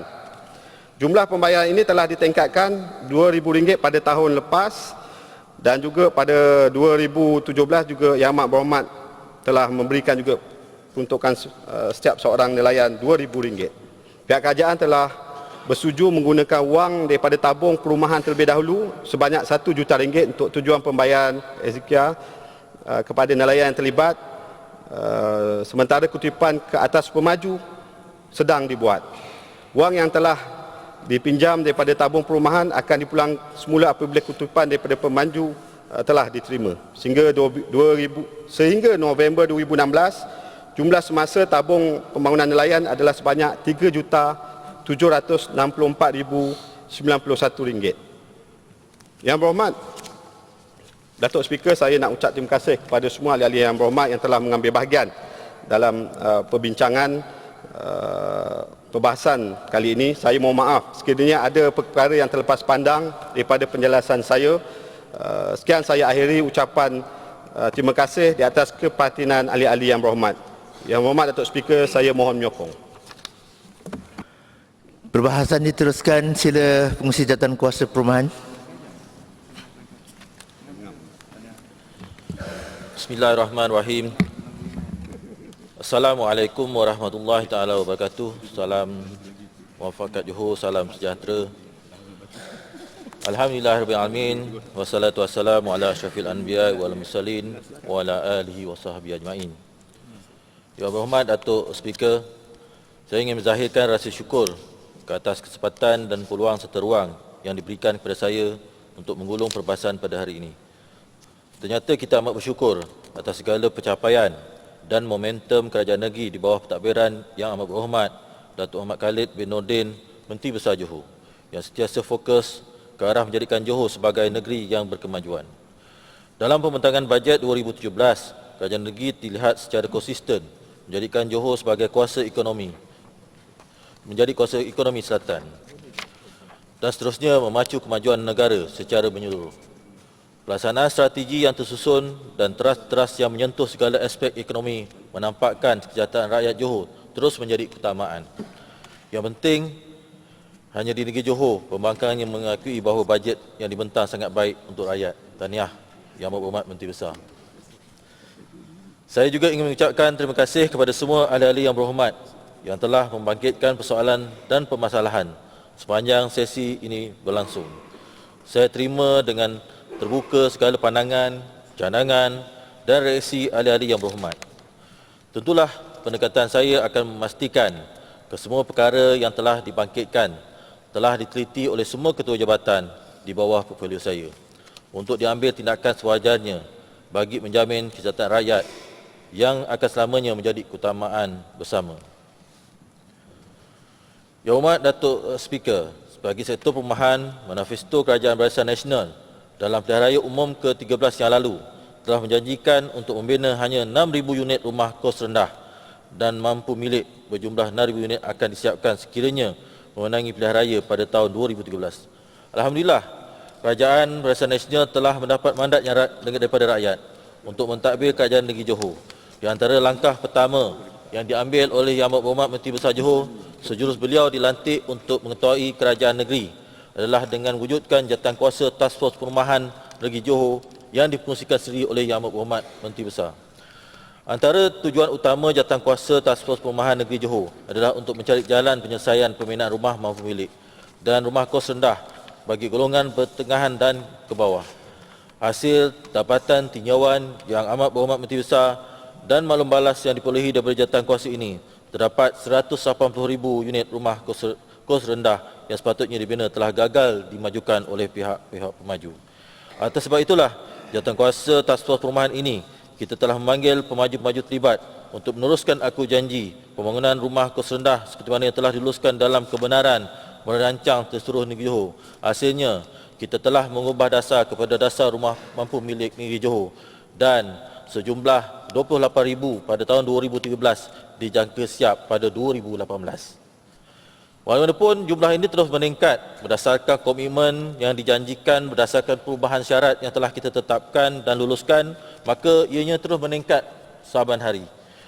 Dan akhirnya, Yang Berhormat telah mengumumkan dalam bajet sebab pada 2016 sasaran buat Kerajaan Negeri Johor adalah sebanyak 60,000 unit menjelang tahun 2020. Bermakna ianya berperingkat-peringkat mengikut pemaju yang hadir pada mesyuarat task force atau mesyuarat yang saya kongsikan sendiri. Untuk makluman Dewan Yang Mulia ini, berdasarkan rekod yang berdaftar dengan SQ Perumahan daripada tahun 2013 hingga 2016, sebanyak 12,108 unit rumah mampu milik Johor RMJ yang telah siap dibina. Daripada jumlah ini, sebanyak 1,598 unit PKJA, 3,217 unit PKJB dan 7,293 unit RMJ telah berjaya disiapkan. Saya ada mendengar pihak sebelah sana membangkitkan seolah-olah kerajaan negeri gagal mencapai sasaran pembinaan RMJ. Dia kata dulu janji 28,000. Kita janji 28,000 pada 2018. Dan dia terus meningkat dan janji kita bertambah-tambah menjadikan 60,000. Bermakna apa yang kita lakukan ni telah mencapai sasarannya dan jumlah 12,108 ini adalah progres yang terkini. Dan ini terus akan meningkat berdasarkan janji untuk tahun hadapan akan dilaksanakan sebanyak 7,500 unit. Hakikatnya semakan pembangunan RMJ ini dijalankan oleh setiap pihak kuasa tempatan terhadap kemajuan pelaksanaan oleh pemaju-pemaju secara kerap, di mana mesyuarat Task Force Perumahan peringkat daerah dilaksanakan setiap bulan. Laporan-laporan kemajuan pelaksanaan ini seterusnya diserah kepada pihak SUK Perumahan untuk pemantauan secara berkala. Melalui pendekatan ini, SUK Perumahan dapat merekodkan jumlah sasaran yang relevan berdasarkan peratusan kemajuan pembinaan. Dalam masa yang sama, segala butiran perincian pembangunan dapat diperolehi bagi memastikan setiap pembangunan disiapkan dalam tempoh 2 hingga 3 tahun pembinaan daripada tarikh kelulusan pelan bangunan. Dengan kesempatan ini juga, saya ingin mengucapkan jutaan terima kasih kepada Yang Berhormat Menteri Besar Johor atas idea-idea baru bagi mempergemas pemilikan RMJ. Antaranya adalah pengenalan kota kepada golongan belia dan golongan kurang upaya sebanyak 10%. Yang Hormat Datuk Speaker, Wabi Adun Semerah ada membangkitkan mengenai isu menaik taraf kemudahan di rumah taman pantai Batu Pahat. Pihak SUK Perumahan akan mempertimbangkan aktiviti menaik taraf yang bersesuaian seperti mana yang dibangkitkan oleh Wabi Parit Semerah. Perkara ini akan dipelalusi dan akan dijalankan pada tahun hadapan. Sekiranya ada bajet berdasarkan peruntukan pembangunan yang diluluskan oleh Kerajaan Negeri dalam tahun 2017. Adalah diharapkan agar manfaat kemudahan yang akan dinaik taraf itu nanti dapat digunakan sebaik mungkin oleh penduduk rumah bangsa ini demi kesihatan dan kelesaan mereka untuk beribadah dan beriadah. Yang Hormat Datuk Speaker, Wabi Adun Gambir membangkitkan tentang kerakusan pihak pemaju yang lebih gemar menyediakan rumah lebih mewah dan mahal berbanding rumah mampu milik. Terdapat segelintir pemaju-pemaju projek perumahan khususnya di daerah kecil yang mengambil peluang untuk tidak membina rumah mampu milik disebabkan pembangunan yang berskala kecil iaitu kurang 3 ekar. Adalah didapati setengah pemaju memang sengaja membuat pecah kecil tanah yang ingin dibangunkan untuk membina rumah mampu untuk tidak membina rumah mampu milik Johor di kawasan perumahan yang ingin dibangunkan. Pihak Kerajaan Negeri akan mengkaji cadangan yang diajukan oleh Yang Hormat Adun Gambir iaitu mensyaratkan sebarang pemajuan pembangunan perumahan kurang atau lebih 3 ekar tertaluk kepada kewajipan untuk membina rumah mampu milik di kawasan yang ingin dimajukan. Yang Hormat Datuk Speaker, Wabi Adun Parit Yani ada membangkitkan mengenai mekanisme pemantauan pembinaan RMJ.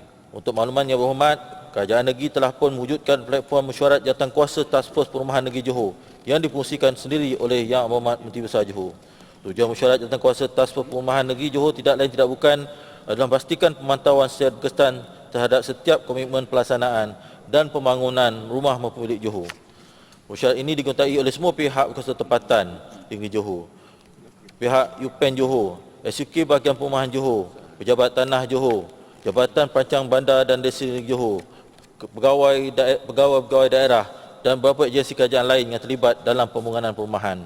Pelaksanaan mengikut jadual dipantau secara terus oleh pihak berkuasa tempatan dan dilaporkan dalam mesyuarat jawatankuasa Task Force Perumahan Negeri Johor serta jawatankuasa Task Force Perumahan Peringkat Daerah yang difungsikan oleh pegawai daerah. Berdasarkan dasar perumahan rakyat Johor, Kerajaan Negeri mempunyai mekanisme pemantauan projek perumahan seperti berikut antaranya: setiap pembangunan 20% pemajuan perumahan selain dasar perumahan rakyat Johor perlulah mula membina komponen dasar perumahan rakyat Johor. Setiap pembangunan 40% pemajuan perumahan selain dasar perumahan rakyat Johor perlulah membina sekurang-kurangnya 50% komponen dasar perumahan rakyat Johor. Setiap pembangunan 60% pemajuan perumahan selain dasar perumahan rakyat Johor perlulah menyiapkan 50% pemajuan dan memberi sijil siap dan dimajukan kepada SUK perumahan untuk dijual. Setiap pembangunan 80% pemajuan perumahan selain dasar perumahan rakyat Johor perlulah memulakan baki 50% komponen dasar perumahan rakyat Johor. 100% pemajuan perumahan yang ini mendapat CFO dan CCC perlulah sekurang-kurangnya memperolehi CCC bagi baki 50% komponen dasar perumahan rakyat Johor. Yang Hormat Datuk Speaker, pada ini juga ada mencadangkan pemasuhan bayaran penalti ke atas pengecualian pembinaan komponen PKJA dan PKJB. Kerajaan Negeri kekal fokus untuk menyediakan komponen rumah maupun milik Johor bagi keperluan rakyat negeri Johor. Di dalam dasar perumahan rakyat Johor, Kerajaan Negeri telah menetapkan syarat untuk pemaju membina 40% komponen rumah maupun milik daripada keseluruhan pembangunan. Bagi pembangunan PKJA dan PKJB, pemaju mempunyai pilihan untuk menukar komponen kepada RMMJ dengan membayar gantian bagi setiap unit PKJ yang tidak dibina. Malahan bagi kes-kes tertentu, pemaju terpaksa menyerahkan tanah kepada kerajaan sebagai ganti unit PKJA yang tidak dibina selain daripada denda yang kita kenakan, khususnya bagi pembangunan yang bersaiz lebih daripada 30 hektar. Pilihan yang diberikan oleh pemaju ini adalah sebagai insentif dan peluang untuk pemaju kekal bertanggungjawab membangunkan unit PKJA dan PKJB. Ini kerana pemaju akhirnya akan bertindak untuk kekal membangunkan unit-unit yang menjadi syarat untuk dibina. Manakala pemaju-pemaju yang memohon untuk mendapatkan pengecualian dan penukaran, mereka akan membayar penalti sebagai gantian menyerahkan tanah mereka. Bayaran penalti yang dikenakan dan tanah yang diserahkan ini akhirnya digunakan untuk membangunkan projek-projek rumah mampu milik di Johor berdasarkan keperluan permintaan semasa yang direkodkan di Pejabat SUK Perumahan.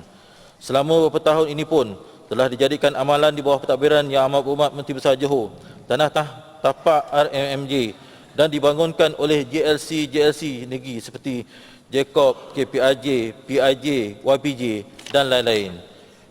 Inisiatif ini telah menunjukkan peningkatan yang besar dari sudut projek-projek yang telah mula dalam pembinaan oleh pihak-pihak agensi negeri Johor. Projek Taman Perbadanan Islam oleh PIJ Holdings di Rengit, Muar dan di Segamat termasuklah di Lenga Muar oleh Johor Corporation. Yang Hormat Datuk Speaker, Adun Tangkak membahaskan isu skim sewa beli memperuntukkan sebanyak 20 juta. Kerajaan negeri amat komited dalam menyediakan kediaman kepada rakyat di Johor. Inilah bukti melalui jumlah sasaran pembinaan yang kian meningkat dari tahun ke tahun. Pengenalan beberapa skim bagi memudahkan rakyat negeri Johor untuk mendapat pembiayaan juga mendapat perhatian oleh kerajaan negeri. Skim sewa beli merupakan salah satu penyelesaian kepada permasalahan pembeli rumah bagi mendapat pembiayaan dari institusi kewangan di luar sana. Ini dapat dilihat melalui malam balas yang dijalankan dan ianya mendapati isu perumahan tidak hanya berkisar tentang jumlah yang tidak mencukupi saja, akan tetapi ia turut melibatkan isu mendapatkan pinjaman dan pembiayaan.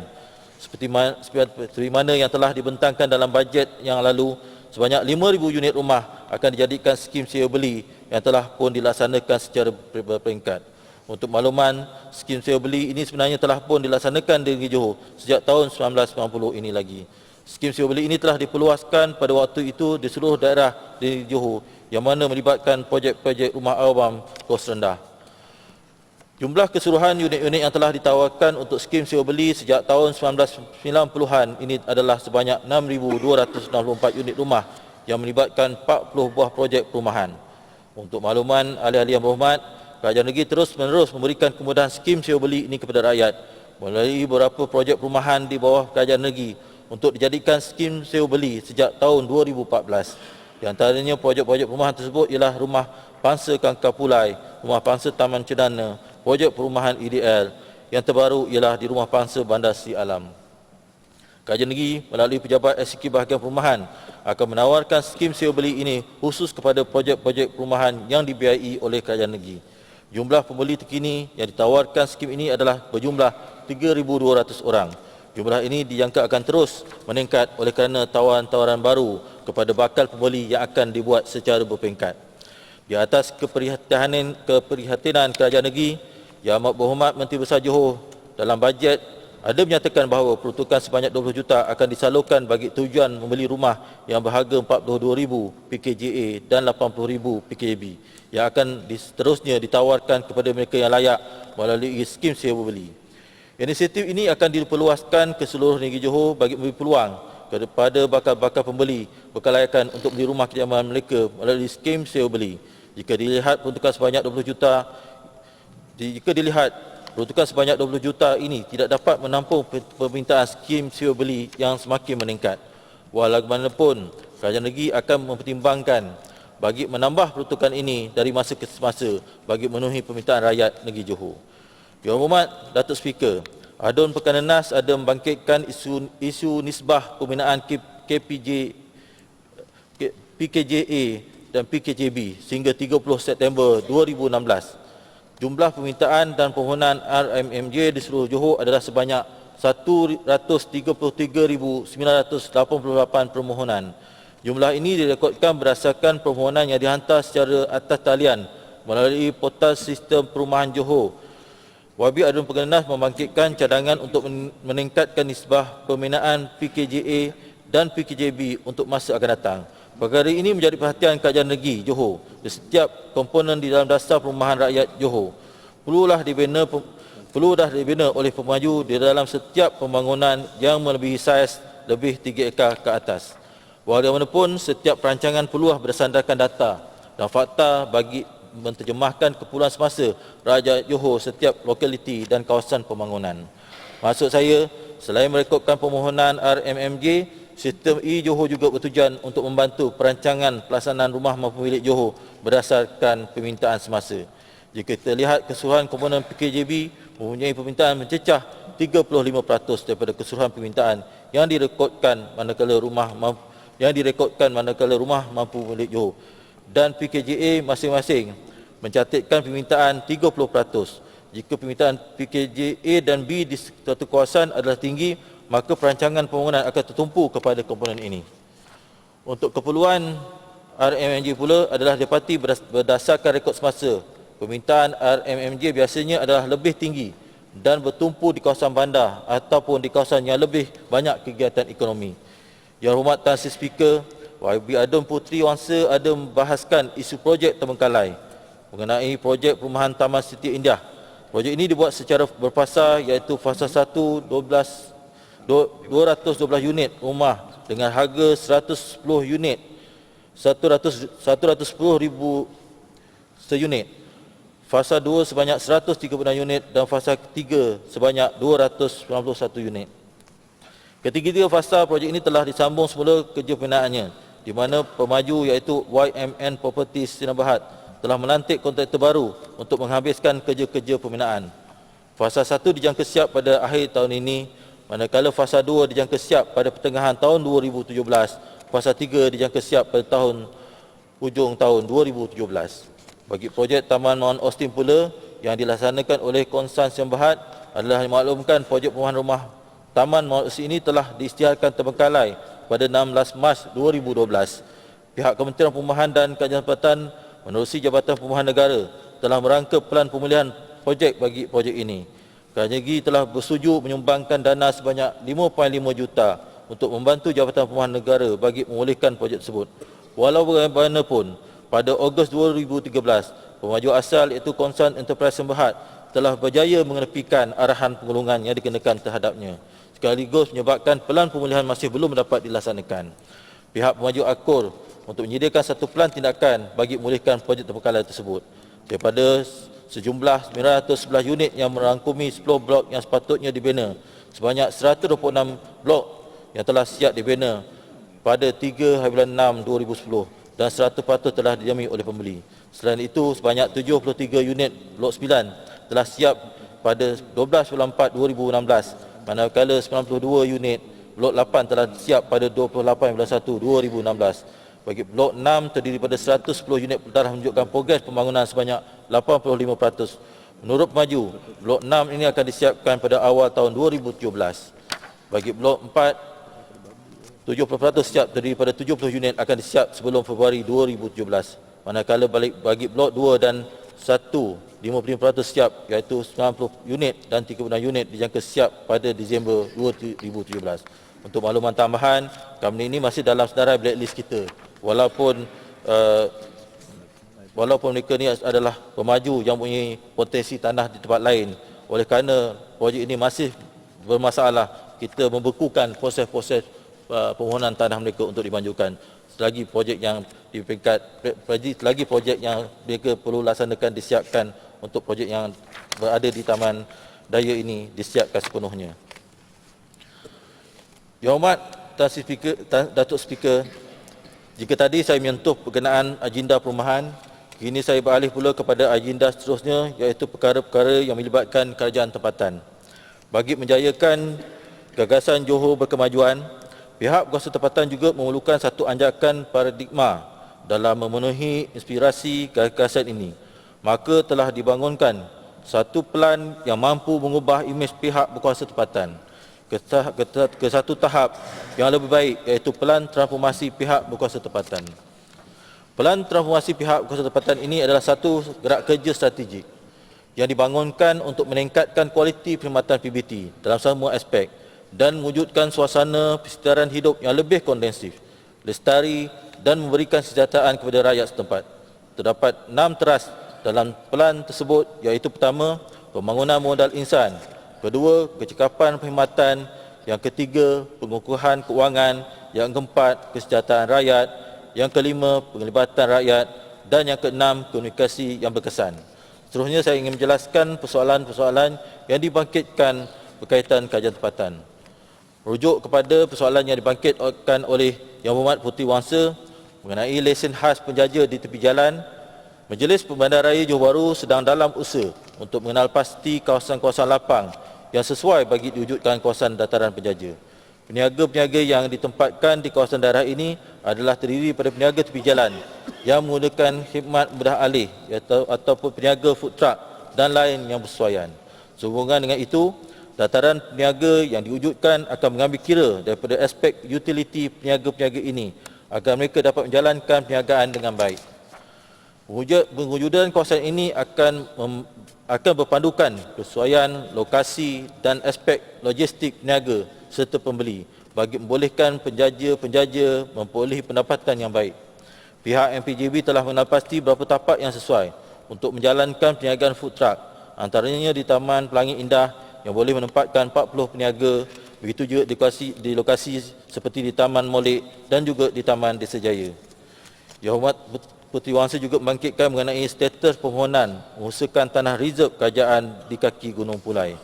Untuk makluman, Majlis Pembenaran Kulai ada menerima surat aduan akan permohonan tanah kerajaan daripada Pertubuhan Pribumi Perkasa Negara, Perkasa Parlimen Pontian berkaitan dengan tanah kelapa sawit yang telah diusahakan oleh beberapa individu di atas PTD 71387 iaitu 80607 dan 80608 yang mendakwa pihak MPKU telah menceroboh ke atas tanah terbabit tanpa sebarang perundingan atau sebarang perjanjian bertulis maupun sebarang ganti rugi. Walau bagaimanapun, hasil semakan mendapati bahawa kawasan berkenaan telah direservkan di bawah Seksyen 62 Kanun Tanah Negara untuk tapak rekreasi, yang mana tapak tersebut telah diwartakan ke dalam Warta Kerajaan Negeri Johor dan direservkan bagi maksud awam untuk tapak rekreasi sebagaimana nombor Warta 10967 bertarikh 24 bulan 10 2011. Dan surat ini telah dimajukan kepada Pejabat Tanah Daerah Kulai bertarikh 16 November 2016 bagi tujuan tindakan selanjutnya oleh Pejabat Tanah Daerah Kulai. Yang Hormat Datuk Speaker, berkenaan persoalan yang dibangkitkan oleh YB Bulu Kasab mengenai pintu gerbang dan landscape plan Bulu Kasab, Majlis Daerah Segamat menyambut baik cadangan Yang Berhormat mengenai pengindahan kawasan sepadan masuk ke Segamat. Walau bagaimanapun, buat masa ini pihak Majlis Daerah Segamat belum mempunyai kemampuan untuk melaksanakan pembinaan pintu gerbang beserta kepercayaan landscape dengan kos sebanyak 2 juta. Lokasi awal yang dicadangkan untuk pintu gerbang di sepadan Gemas di Sembilan ini juga terlibat dalam perancangan pihak KTMB untuk membuat jejambat menyeberangi landasan berkembar untuk ke Gemas baru. Walau bagaimanapun, pihak Majlis Daerah Segamat tiada halangan untuk melaksanakannya jika mendapat peruntukan dari kerajaan negeri ataupun kerajaan persekutuan. Bagi Pekan Bulu Kasab, sebanyak 500,000 diperlukan bagi menaik taraf landscape di jabatan tersebut. Keunikan jambatan putus beserta sejarahnya perlu ditonjolkan bagi menambah tarikan Pekan Bulu Kasab kepada pengunjung. Sebanyak 700,000 lagi diperlukan bagi menaik taraf landscape di kawasan Pekan Bulu Kasab, termasuk pembinaan sebuah taman rekreasi berhadapan Sekolah Jenis Kebangsaan Cina Bulu Kasab. Yang Hormat Datuk Speaker, Yang Hormat Yong Peng membangkitkan mengenai pemasangan CCTV di setiap pintu masuk kampung dan taman. Pihak MDYP mengambil maklum akan keperluan pemasangan CCTV ini bagi mengurangkan kadar jenayah di kawasan pentadbiran Majlis Daerah Yong Peng. Pihak Majlis Daerah Yong Peng berharap agar peruntukan pembekalan pemasangan CCTV diperluas di kawasan PBT bertaraf daerah oleh Kementerian Kesihatan Bandar, Perumahan dan Kerajaan Tempatan melalui inisiatif Bandar Selamat. Ini disebabkan Sila.